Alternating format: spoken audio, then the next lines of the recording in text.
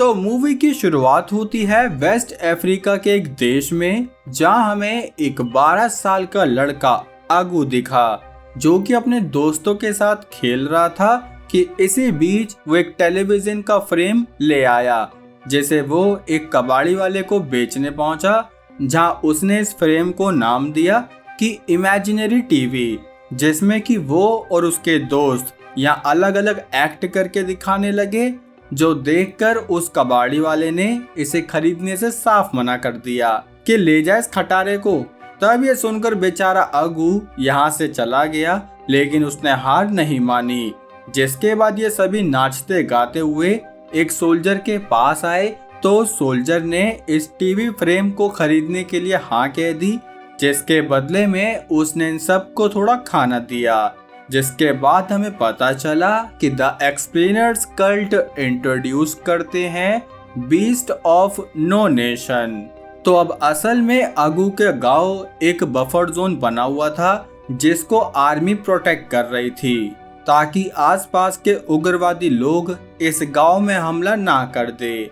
साथ ही अगू के फादर एक टीचर थे, लेकिन अब वो इस गांव में आने वाले रेफ्यूजी यानी जो भी शरण मांगने आता उन्हें अपने घर पर ही ले आते, जहां वो उन्हें खिला पिला के उनकी मदद करते।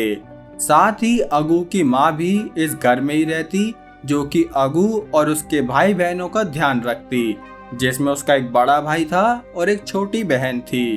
तभी शाम को जब ये खाना खाने बैठे, तो उनके फादर ने नोटिस किया कि टीवी का फ्रेम गायब है, जो देखकर अगू तभी के तभी चुपके से घर में छुप गया, ताकि उसे कोई पनिशमेंट ना मिले, सेम लाइक मी। खैर अब कुछ देर बाद यहाँ गाँव वासियों को पता चला कि गवर्नमेंट गिर चुकी है, जिसकी वजह से ही मिलिट्री ने भी यहाँ से अपनी फोर्स हटा ली। तब यहाँ पर एक रेबल फोर्स ने अटैक किया, जिसकी वजह से काफी गांव वाले यहाँ से भागने लगे, जो देखकर अगू के फादर ने फैसला किया कि वो अपनी वाइफ और बेटी को कैपिटल में भेज देंगे और उसके भाई मतलब घर के जो मेल रहेंगे वो इसी गांव में रहेंगे। जो सुनकर उसकी मॉम तो काफी नाखुश हुई, लेकिन इनके पास कोई और ऑप्शन नहीं था, इसलिए तब उसके फादर ने उसकी मॉम को कन्विंस कर लिया, क्योंकि इन्हें अपने घर को बचाना ही होगा। जिसके अगले दिन से ही यहाँ पर एक मास एवैक्यूएशन शुरू हो गया। तब काफी गांव वाले यहाँ से कैपिटल की तरफ चले गए, जिस बीच अगू के फादर ने भी अपनी बीवी और फीमेल चाइल्ड को यहाँ से भेज दिया। लेकिन ज्यादातर गाड़ियाँ काफी भर चुकी थी, क्योंकि सभी लोग यहाँ से भागने के लिए उत्सुक थे, जिसमें कि अगू भी जाने वाला था। लेकिन इतनी भीड़ को देखते हुए उस गाड़ी वाले ने अगू के लिए मना कर दिया, जो देखकर वो बेचारा रोने लगा। तो तभी कुछ दिन बाद यहाँ इनके गांव में रेबल ग्रुप और गवर्नमेंट फोर्सेस के बीच शूट आउट शुरू हो गया, जिसमें कि अगू की फैमिली और बाकी लोग यहाँ छुप गए, ताकि वो इस गन फाइट से बच सके। लेकिन बदकिस्मती से गवर्नमेंट के सोल्जर्स को ये लगा कि शायद ये लोग रेबल ग्रुप का हिस्सा है, तो इसलिए वो चाहते थे कि वो इन्हें मार दे, जिसके लिए अगू के फादर ने उन्हें मना भी किया कि नहीं, हम रेबल ग्रुप का हिस्सा नहीं है, बल्कि हम तो यहाँ गांव में रहकर अपना घर बचा रहे थे। लेकिन बदकिस्मती से उस सोल्जर ने इन पर विश्वास ना करते हुए इन्हें एनिमी का टैग दे दिया, जिसके बाद उसने इन सब पर गोली मारनी शुरू कर दी। तब ये देखकर अगू और उसका भाई यहाँ से भाग निकले, लेकिन तभी बीच रास्ते में अगू के बड़े भाई को भी एक गोली लग गई, तो जिस वजह से सिर्फ एक अगू ही था जो वहां से भाग पाया। तब वो जंगल में आकर रोने लगा, क्योंकि एक ही पल में वो अपनी फैमिली से दूर हो चुका था। इसलिए वो यहाँ जंगल में अकेले घूम रहा था, जहाँ उसने कुछ फूल पत्तियां भी खा ली। तब कुछ दिन तक ऐसे ही घूमने पर उसे एक रेबल ग्रुप ने पकड़ लिया, जिन्हें देखकर वो कुछ करने की सोचता कि इतने में तो उस पर इन लोगों ने अटैक कर दिया। अब जब उसकी आंख खुली तो उसके सामने एक रेबल सोल्जर का पूरा ग्रुप था, जिसमें कि ज्यादातर चिल्ड्रन और काफी कम उम्र के टीनेजर थे। जिसके बाद हमें पता चला कि असल में ये ग्रुप एनडीएफ है, जिसका full form native defence force है। और इन्हीं लोगों ने अगू को पकड़कर उसे पनिशमेंट देने का डिसाइड किया, क्योंकि इन्हें लगा कि शायद ये गवर्नमेंट का जासूस है। लेकिन उसे पनिशमेंट देने से पहले ये उसे अपने लीडर कमांडेंट के पास लेकर आए, जिसके बाद कमांडेंट ने पूछा कि इस लड़के को किसने पकड़ा। तो यहाँ ये स्त्रीका नाम का लड़का सामने आया। साथ ही कमांडेंट का एक सबऑर्डिनेट 2IC भी था। इसका नाम ही है यार 2IC। खैर, तब उसने 2IC से पूछा कि आखिर अगू की गलती क्या है, जिस पर 2IC ने बताया कि वैसे तो एक अच्छा लड़का ही लग रहा है और इसने कुछ गलती भी नहीं की है, पर हमें शक है कि कहीं ये गवर्नमेंट का जासूस तो नहीं। जिस पर कमांडेंट बोला कि हाँ, हो सकता है। इसलिए तब उसने ट्रिगर को उठाते हुए अगू से सवाल जवाब किए कि आखिर वो कौन है और यहाँ पर क्या कर रहा है। जिस पर उसने जवाब दिया कि कैसे गवर्नमेंट के सोल्जर ने उसके गाँव वासियों और उसकी फैमिली को मार दिया। जो सुनकर कमांडेंट ने उसे सिंपैथी दी। साथ ही वो बोला कि अब से तुम भी हमारे NDF का हिस्सा हो, जिसमें हम तुम्हें ट्रेनिंग देंगे कि कैसे तुम उन सोल्जर से अपनी फैमिली का बदला ले सकते हो। तब अगू के पास कोई ऑप्शन नहीं था, तो उसने NDF ज्वाइन करने के लिए हाँ कह दी।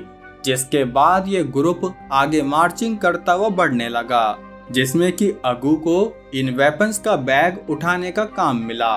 तब मार्चिंग करते करते ये अपने कैंप पर आए, जहाँ ये सब लोग तो खा रहे थे, लेकिन इन्होंने अगू को कुछ नहीं दिया। जिस पर जब उसने कुछ खाना मांगा तो ये सभी लोग उस पर हंसने लगे, जिसमें इस प्रीचर को भी थोड़ा ज्यादा याद रखना। असल में इन्होंने उसे खाना इसलिए नहीं दिया क्योंकि वो कोई वॉरियर नहीं बना था, इसलिए इन्होंने उसे ऑर्डर दिया कि वहाँ खड़े होकर सल्यूट करते रहो जब तक हम तुम्हें रुकने को ना कहे। वहीं दूसरी तरफ स्त्रीका को यहाँ कमांडेंट ने अपने क्वार्टर में बुलाया, और उसने ये किस लिए बुलाया दोस्तों, ये हमें थोड़ा आगे पता चलेगा। बाकी अभी के लिए कुछ दिन बाद अगू और बाकी बच्चों को NDF की ब्रूटल ट्रेनिंग के लिए लाया गया, जहाँ कमांडेंट उन्हें अपना प्रोपेगेंडा बेचने लगा कि जल्द ही NDF इस वॉर को जीत जाएगी और ये लोग अपनी फैमिली से दोबारा मिल सकेंगे। साथ ही मैं बता दूं दोस्तों कि ये लोग ब्रेन वॉशिंग के लिए एक ऐसी टेक्निक यूज करते थे कि ये इन बच्चों पर नकली गोलियां चलाते थे, जिससे इन सबको ये लगे कि हम तो अमर हैं और इनके मन से अपनी जान खोने का डर निकल जाए। खैर, अब इस ट्रेनिंग के बीच अगू की दोस्ती इस तरीका से हो गई क्योंकि ये दोनों सेम एज के और छोटे भी थे। तो अब इनके ट्रेनिंग के बाद इन्होंने कैंप को छोड़ दिया, क्योंकि इन्होंने एक सरप्राइज अटैक प्लान किया था, और वो भी एक ट्रक पर जो कि जल्दी ब्रिज को क्रॉस करेगा। इसलिए तभी ये जल्दी से ब्रिज के पास आए, जहां इन्होंने उस गवर्नमेंट की गाड़ी पर अटैक कर दिया, जिसमें सभी लोग मर गए सिवाय एक आदमी के। तब NDF ने उसे पकड़ लिया, जिसके बाद वो उसे टॉर्चर करने लगे, जहां वो आदमी रोते हुए इनसे भीख मांगने लगा कि मैं तो बस एक इंजीनियर हूँ जो यहाँ इस पुल को ठीक करने आया था। इसलिए उसने प्रार्थना करी कि प्लीज मुझे छोड़ दो, लेकिन कमांडेंट ने उस पर कोई रहम नहीं किया, जहाँ उसने एक तलवार अगू के हाथ में पकड़ा कर कहा कि मार दो इस आदमी को, जो सुनकर उल्टा अगू की ही लुप हो गई, क्योंकि उसने अभी तक किसी को भी हर्ट नहीं किया था। जहाँ कमांडेंट ने उसे फिर से फोर्स करा कि मार दो इस आदमी को, क्योंकि यही लोग हैं जिन्होंने तुम्हारी फैमिली को भी मारा था। तब अपनी फैमिली के बारे में सुनते ही अगू ने अपनी सारी हिम्मत को इकट्ठा किया, जिसके बाद उसने इस आदमी के सर पर हमला कर दिया, जिससे कि वो काफी इंजर्ड तो हुआ लेकिन मरा नहीं। जो देखकर इस कांड में स्त्रीका भी आ गया, और तब इन दोनों ने मिलकर उस इंजीनियर के सारे नट बोल्ट निकाल दिए। जो देखकर कमांडेंट काफी खुश हुआ, तो उसने अपने आदमी 2IC को ऑर्डर दिया कि अगू के हाथ में गन दे दो, जो अगू ने ले भी ली, क्योंकि अब ये भाई सब वायलेंस की दुनिया में उतर चुके हैं।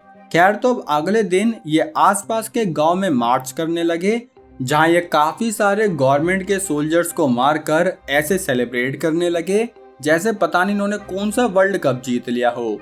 खैर अब शाम होते ही कमांडेंट ने अगू को अपने रूम में बुलाया, जहां उसने ऐसे दिखाया कि वाह, मैं तुम्हारी प्रोग्रेस से काफी खुश हूँ और हम जल्दी कैपिटल में मार्च भी करने वाले हैं, जहां तुम अपनी मदर और सिस्टर से मिल पाओगे।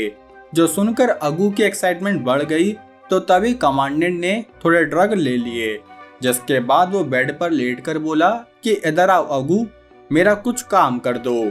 अब वो क्या काम है वो आप बहुत अच्छे से समझते हो, ठीक है। खैर अब कुछ देर बाद जब अगू बाहर आया तो वो काफी स्ट्रेस से भरा हुआ था, जो देखकर स्त्रीका ने तभी के तभी अपने दोस्त को संभाल लिया, जहां वो उसे चुपचाप शांत कराने लगा, क्योंकि असल में ये सेम सिचुएशन उसके साथ भी हुई थी।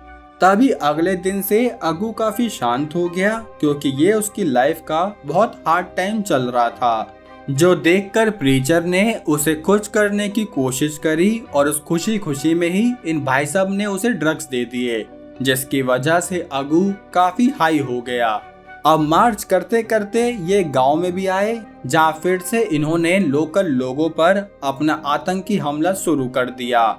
जिसके बाद जब ये घर में घुसे तो इन्हें यहाँ एक वुमेन और एक छोटी बच्ची मिली, जिन्हें देखकर अगू को लगा कि ये उसकी मदर है, क्योंकि वो अभी ड्रग्स में काफी हाई था, इसलिए वो उस औरत को अपनी माँ बताने लगा। लेकिन तभी उसे रियलाइज हुआ कि नहीं, ये उसकी मदर नहीं है। जिसके बाद उसने नोटिस किया कि स्त्रीका और कुछ बच्चे उस छोटी बच्ची को मार रहे हैं, और मार ही नहीं रहे भाई, पूरा ही मार दिया उसको। खैर तभी दूसरे लोग उस मदर को असॉल्ट कर रहे थे, तो ये देखकर अगू से नहीं रहा गया, जहाँ वो बोला भी कि भगवान, क्या ये सब आपकी मर्जी से हो रहा है, जो कहकर उसने खुद ही उस औरत के सर में गोली मार दी, ताकि वो बेचारी ये ऐसा कोई दर्द ना झेले। वहीं दूसरी तरफ कमांडेंट को अपने सुप्रीम कमांडर गुड ब्लड का लेटर आया, जिसमें गुड ब्लड ने इनके रेबल ग्रुप को हेडक्वार्टर में बुलाया था, जहां वो कमांडेंट से मिल सके।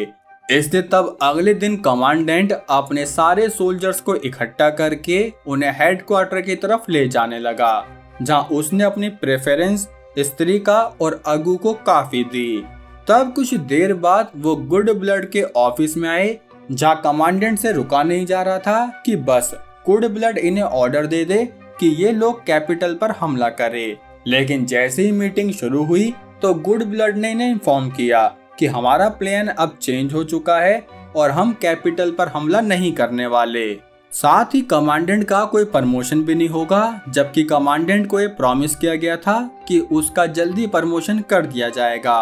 उल्टा अब तो कमांडेंट को उसकी पोजीशन से हटाकर ये पोजीशन 2IC को दे दी गई, और साथ ही कमांडेंट को सिर्फ एक स्टाफ पोजीशन की जगह रख लिया गया। जो सुनकर 2IC तो खुश हुआ, क्योंकि भैया वो लीडर बन गए, लेकिन कमांडेंट को गुस्सा आया, तो इसलिए उसने ऑर्डर दिया कि अभी हमें यहाँ से निकलना होगा। जिसके बाद शाम होते ही वो इन सब को एक ब्रोथल यानी कोठे पे ले गया, जहाँ उसने ऐसा नाटक किया कि वो 2IC के प्रमोशन को सेलिब्रेट करना चाहता है। जिसके बाद उसने सबको परमिशन दे दी कि जाओ सब एक एक ले लो, लेकिन कमांडेंट खुद नहीं गया। जिसके बाद जैसे ही सारे सोल्जर्स अपने एंजॉयमेंट के लिए चले गए, तो तभी स्त्रीका यहाँ सो गया। जिस बीच अगू एक वेट्रेस को देख रहा था, तो तभी हमें यहाँ अंदर से गन शॉट की आवाज आई। जिसके बाद एक सोल्जर 2IC की बॉडी को ले आया, जहाँ में पता चला कि असल में एक प्रोस्टिट्यूट ने गलती से 2IC को शूट कर दिया है। असल में ये लोग गन से खेल रहे थे, तो तभी 2IC पे शूटिंग हो गई। लेकिन असली बात तो ये है कि कमांडेंट काफी जल रहा था कि 2IC का प्रमोशन हो गया, इसलिए उसने इस प्रोस्टिट्यूट के थ्रू 2IC की IC फुकवा दी। लेकिन अगू ने 2IC का बदला लेते हुए उस प्रोस्टिट्यूट का भी खेला कर दिया। खैर तो अब कुछ टाइम बाद ये सीन दोबारा अगू पर आया, जो कि यहाँ उस ड्रग के लिए एडिक्ट हो चुका था। जिस ड्रग को लेकर जब वो 2IC के पास गया, तो 2IC ने अपनी आखिरी सांसें भरते हुए ये कहा कि ये जिस चीज के लिए सब कर रहे हैं, असल में ऐसा कुछ है ही नहीं, जो कहकर 2IC यही मारा गया। तब ये देखकर अगू काफी गुस्सा और अपसेट भी हुआ, जिसके बाद कमांडेंट ने भी नाटक किया कि जैसे वो कितना टूट चुका है। खैर, तो अब यहाँ एक छोटा मोटा फनल रखा गया जिसमें कमांडेंट ने डिक्लेयर किया कि अब हमारा नया एनिमी हमारा खुद का सुप्रीम लीडर गुड ब्लड है, क्योंकि उसने ही हमारे सोल्जर्स को कैपिटल पर अटैक करने से रोक दिया। इसलिए अब हम बिना गुड ब्लड के ऑर्डर के जल्दी कैपिटल पर अटैक करेंगे और अपने हिसाब से सारे डिसीजन लेंगे। तब इस बात के लिए सभी लोग मान गए, जिसके बाद जैसे ही ये रेस्ट करने लेटे तो तभी यहाँ एक मिसाइल अटैक हुआ जिसमें कि काफी सारे सोल्जर मारे गए। तब ये ग्रुप यहाँ से भागने भी लगा, जिससे बीच इनकी गन फायरिंग भी चलने लगी। लेकिन स्त्रीका यहाँ से नहीं भागना चाहता था। साथ ही अगू जब उसे देखने आया तो उसे पता चला कि असल में स्त्रीका की चेस्ट में गोली लग चुकी है, जो देखकर वो अपने दोस्त को नहीं छोड़ना चाहता था। तो इसलिए उसने स्त्रीका को अपनी बैक पर ले लिया, जिसे लेकर वो कुछ दूरी तक आगे आया ही था कि बीच रास्ते में ही स्त्रीका ने अपना दम तोड़ दिया, जो देखकर अब अगू काफी ज्यादा सैड हो गया। साथ ही वो चिल्लाने लगा क्योंकि उसका एक दोस्त मर चुका था। तब एक दूसरा सोल्जर उसे शांत कराने लगा, साथ ही यहाँ से उसे ले भी गया। जिसके बाद हमें पता चला कि ये सभी बचे हुए मेंबर एक गोल्ड माइन में रेफ्यूजी बनकर रह रहे हैं, जहाँ इस माइन में इन्हें ये होप थी कि शायद इन्हें कुछ गोल्ड मिल जाए जिससे ये अपने लिए गन वगैरह ले पाए। लेकिन जैसे जैसे टाइम निकलने लगा इनकी गोलियां वगैरह सब खत्म होने लगी, जिसकी वजह से ये खुद को डिफेंड भी नहीं कर सकते थे। तभी अगू ने कमांडेंट से इस बारे में बात करी तो कमांडेंट उससे कहने लगा कि मैं तुम लोगों की काफी फिक्र करता हूँ, इवन तुम तो मेरे बेटे जैसे हो। जिस ब्रेन वॉशिंग के बीच में ही यहाँ प्रीचर आ गया, जिसने बताया कि सभी सोल्जर्स अपनी पोजीशन से हटकर यहाँ यूएन की आर्मी को सरेंडर करने जा रहे हैं, क्योंकि अगर अब ये आगे भी लड़ते रहे तो ये खुद जल्दी भूख से मर जाएंगे, और भूख से नहीं तो गोलियों से मर जाएंगे। जो सुनकर कमांडेंट ने इन्हें रोकने की कोशिश करी कि वो लोग भी तुम्हें मार ही देंगे या फिर हो सकता है जेल में डाल दें, और अगर उन्होंने तुम्हें छोड़ भी दिया तो तुम्हारी फैमिली तुम्हें नहीं एक्सेप्ट करेगी, क्योंकि हम यहाँ वॉर क्राइम वाले हैं। जो सुनकर यहाँ प्रीचर और कमांडेंट के बीच में काफी आर्गुमेंट होने लगी, जिसमें कि इन दोनों ने एक दूसरे पर गन भी तानी। लेकिन तभी इन्हें पता चला कि हमारे पास तो गोली नहीं है तो मारेंगे किसे। लेकिन अगू की गन में गोली थी, जो कि उसने कमांडेंट पे पॉइंट कर दी, क्योंकि उसे भी अब कमांडेंट के एक्शन से काफी घिन आ रही थी। इसलिए तब वो इस ग्रुप के साथ ही यहाँ से आगे बढ़ने लगा, क्योंकि ये सभी लोग भूख प्यास के मारे मरने ही वाले थे। इसलिए तब ये सोल्जर अगू को फॉलो करने लगे, जहाँ कमांडेंट इन्हें देख रहा था, क्योंकि वो भी इस बात से हर्ट हुआ कि भैया मेरा प्रोपेगेंडा ज्यादा दिन तक नहीं चल पाया। खैर, तभी ये ग्रुप या यूएन के सोल्जर्स के सामने आ गया, जिन्हें इन्होंने बड़ी आसानी से सरेंडर कर दिया। जिसके कुछ दिन बाद अगू और बाकी सभी छोटे सोल्जर्स को एक मिशनरी स्कूल में भेज दिया गया, जो कि इस कंट्री के सेफ पार्ट में था। लेकिन इतनी लंबी वॉर की वजह से अगू इस शांति भरे माहौल में फिट नहीं बैठ पा रहा था, क्योंकि कहाँ तो भैया को रोज बंदूक चलानी पड़ रही थी और यहाँ ये पेंसिल चलानी पड़ रही है। साथ ही उसे वो ड्रग ना मिलने की वजह से काफी बुरे बुरे सपने भी आ रहे थे, क्योंकि जब वो ड्रग लेता था तो भैया नशे में रहता था, कोई सपना नहीं आता था। लेकिन अब नहीं मिल रहा तो भाई साहब क्या करे। वहीं दूसरी तरफ प्रीचर को भी काफी दिक्कत होने लगी, तो उन भाई साहब को ये लगा कि शायद कमांडेंट सही था, इसलिए वो स्कूल से भागकर वॉर को ही ज्वाइन करने चला गया। जिसके बाद मूवी के एंडिंग सीन में अगू एक स्कूल काउंसलर से बात कर रहा था, जो कि उससे कोशिश कर रही थी कि वो कुछ बोले, लेकिन अगू ने सिर्फ ये कहा कि मैंने बहुत बुरे बुरे काम किए हैं, लेकिन मैं उनकी डिटेल में नहीं जा सकता। साथ ही उस टाइम में कितना डरा हुआ था तुम लोग मुझे कभी नहीं समझ पाओगे, और अगर मैंने वो डिटेल बताई तो शायद तुम लोग मुझे जानवर ही समझने लगो। इसलिए वो यहाँ पर इनके सामने कुछ भी नहीं बोला, और उसके बाद ही ये मूवी यहाँ एंड हो गई, जहाँ अगू को बाकी बच्चों के साथ स्विमिंग करते हुए देखा गया। और दोस्तों, ये मूवी एकदम ट्रू स्टोरी पर बेस्ड थी, जिसमें एक वॉर की वजह से कैसे इतने सारे परिवार उजड़ गए। जिससे हमें यही समझ आता है कि वॉर कभी भी अच्छी नहीं होती दोस्तों, चाहे वो हमारे फेवर में हो या हमारे फेवर में ना हो। इसलिए कभी भी वायलेंस को सपोर्ट मत करना दोस्तों, चाहे वो आपके एनिमी के अगेंस्ट ही क्यों ना हो रही हो। ठीक है, वैसे मैं इसका भी एक एग्जाम्पल भी दे सकता हूँ, लेकिन आई नो उस एग्जाम्पल से काफी सारे लोग ट्रिगर हो जाएंगे। खैर, तो मूवी कैसी लगी लाइक कमेंट करके जरूर बताना। बाकी चैनल पर नए हो मेरे भाई तो सब्सक्राइब भी कर लो। बाकी अब हम मिलेंगे हमारी अगली वीडियो में, तब तक के लिए जय हिंद।